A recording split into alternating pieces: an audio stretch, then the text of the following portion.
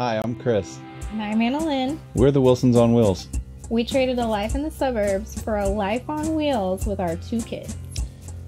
In this episode, we're going to be truck shopping, looking for a new tow vehicle for our trailer, and we're heading towards North Carolina, so we got to get some things going.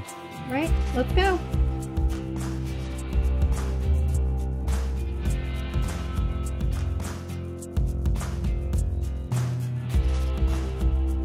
If you are new to our channel, you can check out the rest of our journey at the link above. And if you've been following us, then you know that we had our first stay at a KOA in Sanger, Texas as full-time RVers. And we haven't left just yet.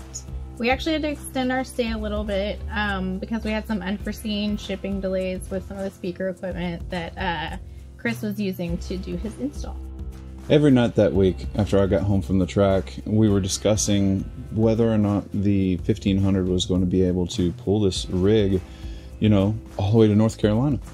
Yeah, we weren't sure how much traveling we were going to be doing, and even though the 1500 could pull the trailer, it was a little sketch on power, and, you know, we weren't sure if we wanted to push it to its limits, potentially, because we didn't know how much traveling we were going to be doing.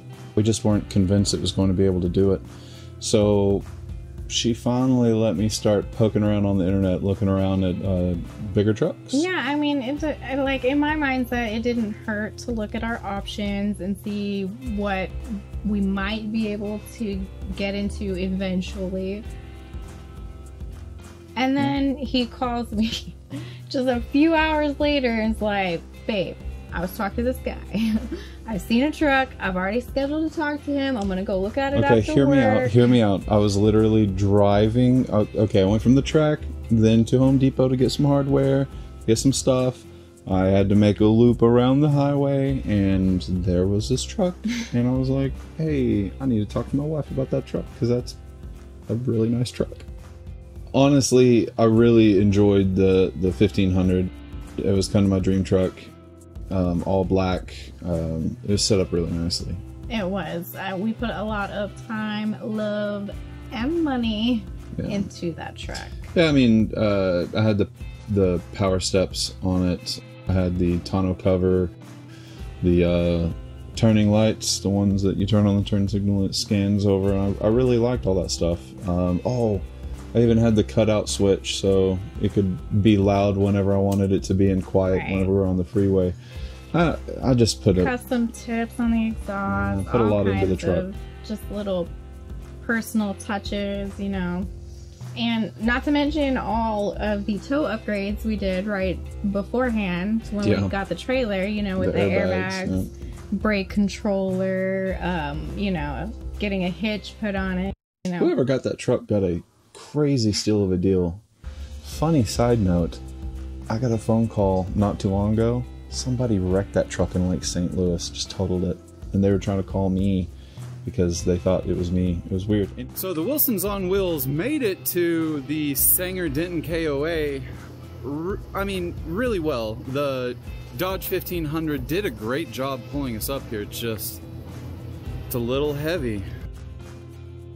So listen, the Dodge 1500 5.7 could definitely do the job. It could make it happen. It could get up to speed. It just wasn't heavy enough. It wasn't a big enough truck for this big of a trailer. It got tossed around like a little rag doll. It wasn't ideal. It could handle it, but not for long hauling. Like for short little camping trips, maybe.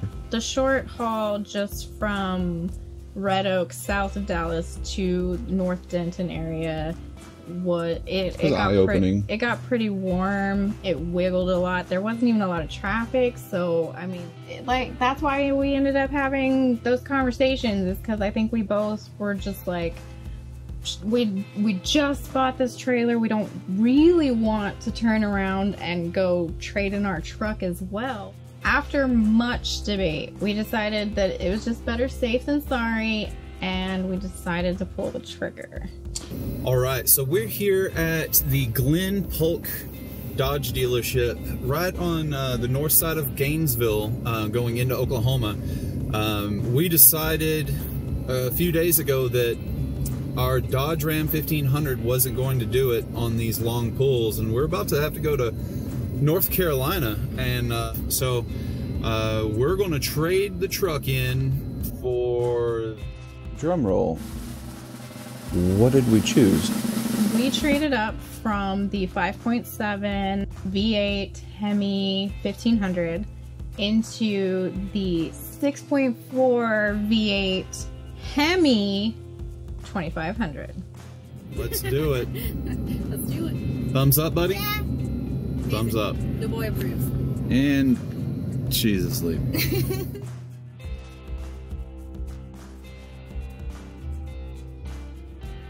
This is it. We're signing for a new truck. Done deal. We decided to stick with the Hemi over the diesel for a number of reasons. One of them being the death situation. I don't want to have to handle that and all the deletes and all that. Diesel's more expensive. Diesel is more expensive. The truck has a ton of power, and actually because of it having a gas instead of the diesel's really heavy, and the chassis is made a little different. So like our truck can actually carry more on the pin box than a diesel Cummins truck. Now, I'm with you. A diesel with all that low end torque and that turbo would just knock it out of the park. But that was also what, like $12,000, $13,000, $14,000 more.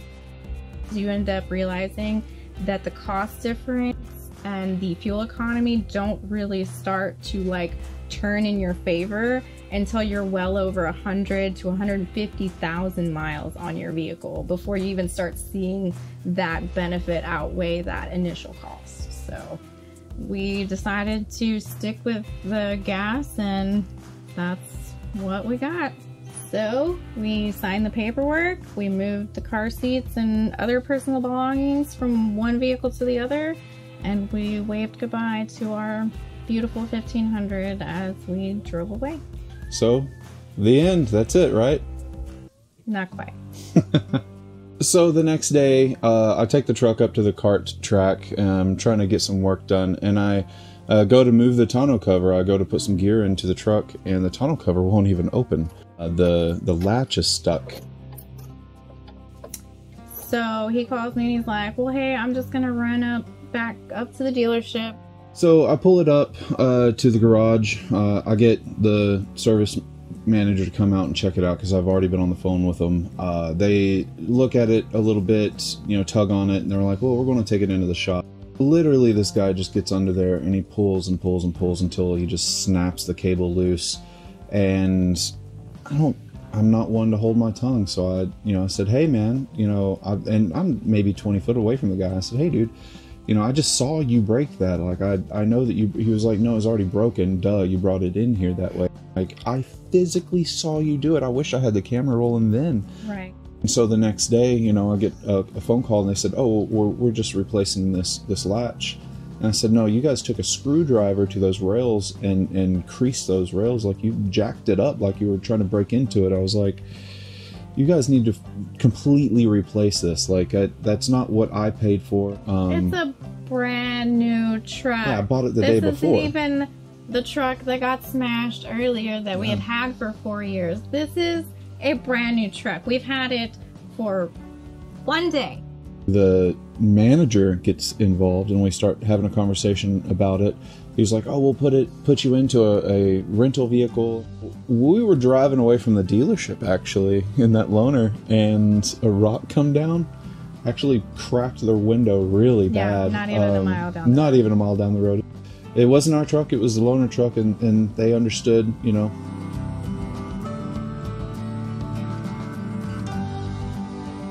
We went to go pick up the vehicle that afternoon, right? They had somebody drive into Dallas and pick up the tonneau cover and bring it in and install it. But whenever I got there, I looked at the truck and there's scratches all the way down the side of the bed on both sides. And I said, guys, what are you thinking? Like, I just bought this truck and you've damaged it on top of the damage that you've already done. All of these technicians wear really nice button-down shirts with their logos and mechanic shirts. Yeah, but they're really nice mechanic shirts. I can't fault them for the gear that they're using, but The gear that they weren't using were the ram mats. You put it on the fenders and the bed rails and stuff. Specifically designed to protect the paint when you're leaning over for jobs such as this, and we happen to own one. I have one here. Like, it was with me. So he had his detailers come over and pick it up, and they tried to buff it out, but my issue was with how they were handling the situation. He was all like, well, you know, most trucks have, you know, scratches and stuff, and I was like, most brand new ones? Yeah. Like, this is not just a truck we brought to you to service. This is a truck you just sold to us. You just sold it to us. You installed something improperly, broke it, damaged the rails as you replaced it. I mean, it was the same snowballing nightmare all over again. And I really wish we could say that this is the last problem that we've had with Dodge since, but yeah, actually, in the process of getting it detailed at the Glen Polk Dodge location, we did end up finding some actual paint flaws in the bumper of the truck. Yep. But we were not about to stick around and let those guys do any kind of warranty work on it. Yep. So as we pull away from the racetrack and head to our home base in Kemp, Texas with his mama, we actually scheduled to take care of the warranty work at a location close to her. And in the next episode, we get the trailer all packed down and we hit the road for Raleigh, North Carolina. It's road trip time. So do me a favor, like, subscribe, ring the little notification bell so you know whenever that video drops. You can follow us for more on Facebook or Instagram, or you can support the channel over on patreon.com. Thanks for watching. We'll see you next time. Bye-bye.